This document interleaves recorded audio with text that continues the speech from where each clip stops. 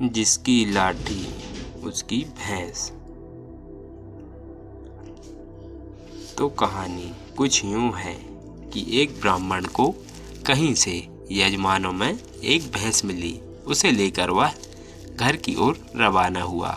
सुनसान रास्ते में वह पैदल ही चला जा रहा था। बीच रास्ते में उसे एक चोर मिला।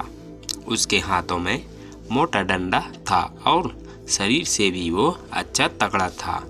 उसने ब्राह्मण को देखते ही कहा, क्यों ब्राह्मण देवता, खूब दक्षिणा मिली लगती है, पर यह भैंस तो मेरे साथ जाएगी। ब्राह्मण ने झट कहा, क्यों भाई? चोर बोला, क्यों क्या, जो कह दिया सो करो। भैंस छोड़कर चुपचाप यहाँ से चलते बनो, वरना लाठी देखी है तुम्हारी खोपड़ी के टुकड़े टुकड़े कर दूंगा। अब तो ब्राह्मण का गला सूख गया। हालांकि शारीरिक बल में वह चोर से कम नहीं था, पर खाली हाथ वह करे भी तो क्या करे। विपरीत समय में बुद्धि बल काम आया। ब्राह्मण बोला, ठीक है भाई, भैंस भले ही ले लो, पर ब्राह्मण की चीज यूं छीने से तुम्हें पाप लगेगा। बदले में कुछ देकर भैंस लेते हो तो पाप से बच जाते। चोर बोला, यहाँ मेरे पास देने को धरा क्या है?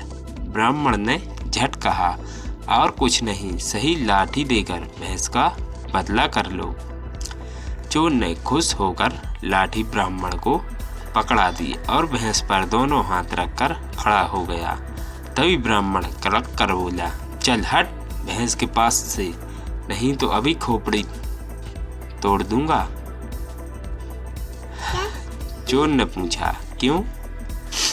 कहानी बहुत ही रोचक है, तो पूरी सुनना, बहुत मजा आएगा। ब्राह्मण बोला, क्यों क्या, जिसकी लाठी उसकी भैंस। चोर को अपनी बेवकूफ़ी समझ आ गई और उसने वहाँ से भागने में ही भलाई समझी। किसी ने सच ही कहा है कि जिसमें अकल है उसमें ताकत है। तो अब समझे कि यह कहावत यहीं से शुरू हुई, जिसकी लाठी उसकी भैंस। तो कहानी बहुत ही चटपटी है। अगर कहानी सुनकर आपको अच्छा लगा हो तो हमारे चैनल को सब्सक्राइब जरूर कर दें और हमारे पेज को भी फॉलो कर लें।